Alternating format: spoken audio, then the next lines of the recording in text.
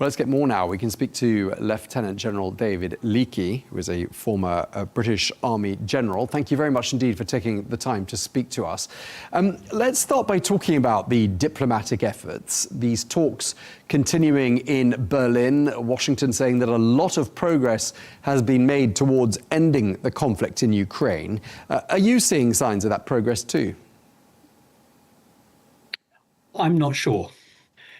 The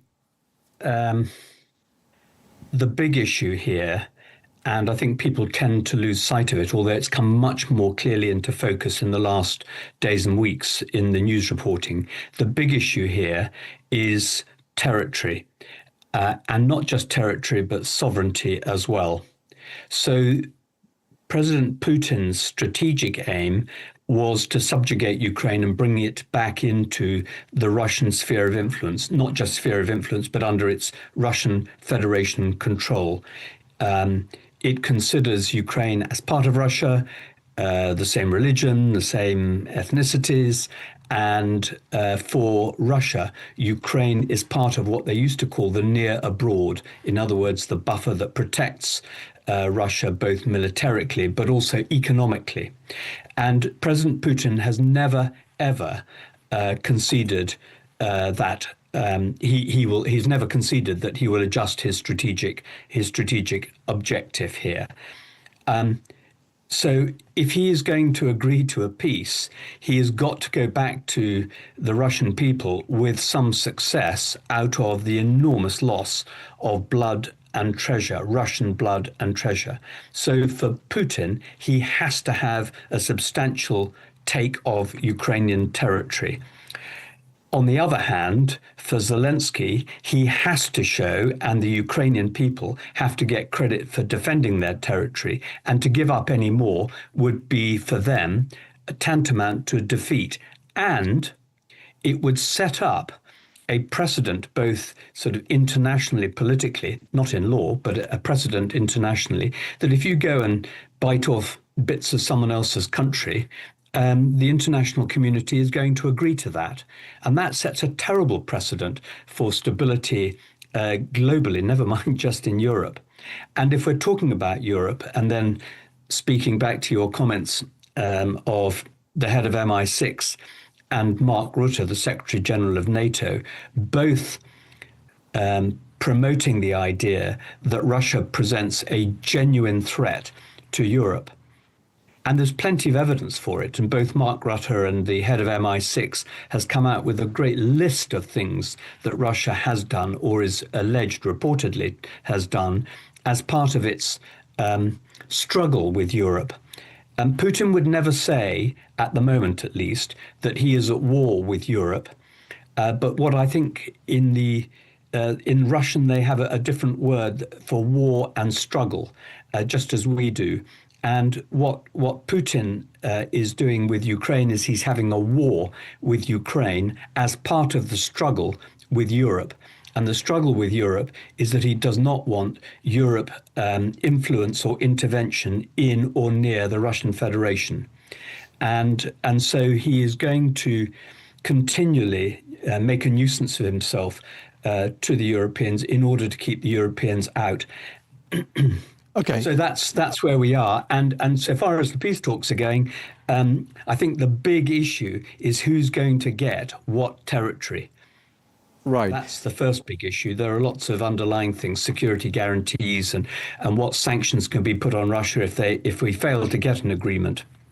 Okay, we'll come back to the warnings that have come from NATO, MI6 and Britain's military air chief as well. We'll come back to those in just a moment. But it sounds to me as though you might agree with what the EU foreign policy chief Kaja Kallas has been saying. She said that the Donbass region, that's one of the regions that Ukraine is under pressure to give up, will not be President Putin's end game, she thinks. Would you agree with that, therefore, that if he's given that territory, he might then perhaps eye up some more territory? Yes, I think if he's given the Donbass, this is my interpretation of it. If Putin is given the Donbass and that's agreed, I would say this is not a peace outcome; it's a ceasefire outcome. It's go back to 2014 2014, when the Russians took Crimea, which was a disgraceful act of piracy, of international piracy, of a land grab by one country grabbing somebody else's sovereign territory. Go back to 2014. The international community just said to Russia, well, I'm afraid, that's the way it is. And to Ukraine, that's the way it is. And Russia said, well, good, we've got away with it this time, we'll do it again. And they have. And now they've taken what they hope they'll take, the Donbass. And so that will just be another step in the very, very long-term thinking, which is what the Russians have. Their strategic strategies go out 20, 30, 50 years, and some of them are published and are written about in open publications. And it's very clear that they want Ukraine, and that will remain a strategic objective, to bring Ukraine into the Russian near abroad sphere of influence, subjugation, whatever they can get. And that is their strategic aim. So getting the Donbass, getting a ceasefire agreement now, getting a withdrawal of troops, stop the fighting, stop the killing, that's fine. Okay. What needs to be behind that to make it a peace rather than a ceasefire are security guarantees on the side of the Ukrainians, and on the other side, the penalties which Russia would suffer if they didn't stick with that peace agreement.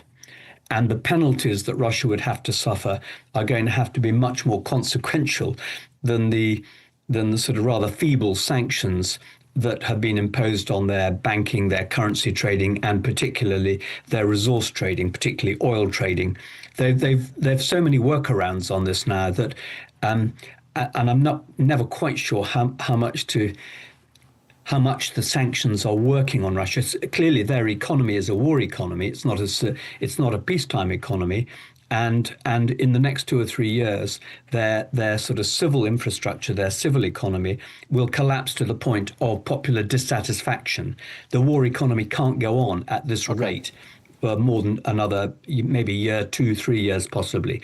But beyond that, it can't. Okay. But if they get a ceasefire now, and then it gives them 3 or 4 years to re-establish their armed forces, learn all the lessons from Ukraine, build up their economy again, get the oil flowing, build up their currency reserves, they'll be ready to go again. So the next time they come, the sanctions have got to be much more brutal from the outset, as well as the military defense against Russian aggression, if they persist.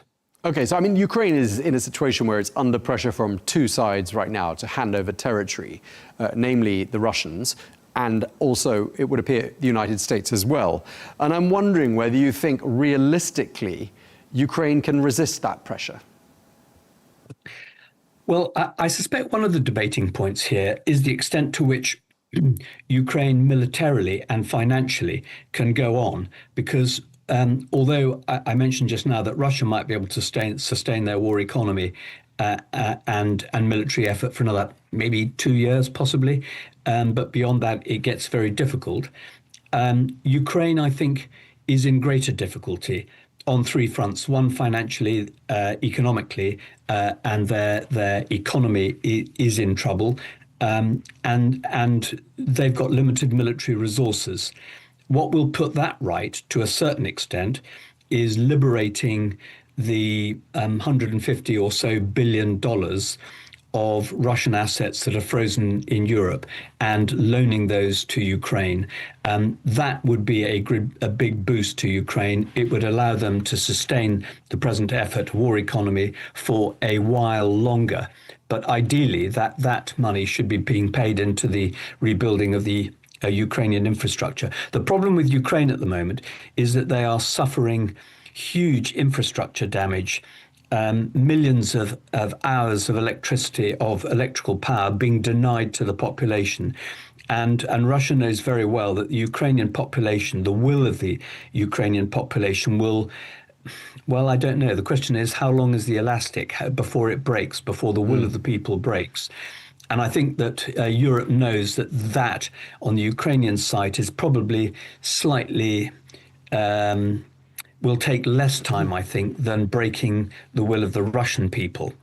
Okay, let's just quickly, while we've got 2 minutes left, talk about those warnings that have been issued by the head of NATO, the head of MI6, and the British military Air Chief Marshal. We've heard from them, let's take Air Chief Marshal Richard Knighton's warning. He says, President Putin's aim is to challenge, limit, divide, and ultimately destroy NATO. Similarly chilling messages from Mark Rutte and the head of MI6. Who do you think is the intended audience of those warnings? I think there are three audiences for those warnings. One is Putin. And for Putin to be told, we know what his game is, and we're going to resist that. So that's one message. I think one message is for President Trump and the Americans, and that is to say, if you don't recognize what Putin is trying to do, this is what he's trying to do. So please understand that. And Ukraine is part of that story. And secondly, to President Trump, we understand that. And we've understand your message, President Trump, and the Europeans are going to have to be stronger and spend more in combating the Russian aggression. And the third message, or the third audience rather for the message, is the citizenry, if I can put it that way, of the European nations. We have to realize that we are under threat. I mean, I can't go through the list now, but there is an enormous list of, at the last time I saw it, I think it was over 130 acts of sabotage, flight incursions, gas pipeline cuttings, fiber optic cables, and so on being dug up from the seabed. All of these things attributed to the Russians, and interference internally in our countries. There have been arson attacks and so on. All of these things are just pricking away at the Europeans. But if you ask most European citizens, I've just been traveling in Germany recently, and I talked to my German counterparts there, and they're very busy with their lives, running businesses, running family lives. The threat from Russia does not signify. The citizenry of Europe is, I think, insensitive to the threat that Russia poses. It's not to them real. And therefore, when ministers start saying we're going to have to up defense spending by 1%, 2%, or 3% more than we have in the past, citizens will say, but why? They haven't got that message through. And by and large in Europe, ministers aren't willing to give that message because it's unwelcome news. And the exception to that is, of course, in the countries that are closest to the Russian Federation. So the countries on the eastern boundary of the European Union, the Baltic states, Poland, right, and so on. And they feel the heat, much more so. And the increase in defense spending, or the level of defense spending in those countries, is much more accepted by the citizenry there than it is elsewhere in Europe. And the further you go west in Europe, then the less will there is amongst the population to recognize the problem or spend money on it. If you go to Portugal, Spain, Italy, there is a declining interest in, knowledge of, or willingness to spend on anti-Russian threats and the deterrence that goes with that. Okay, I'm afraid we're going to have to leave it there. We're out of time. Thank you very much indeed, Lieutenant General David Leakey. Thank you very much indeed for your time, sir. Thank you, Tom.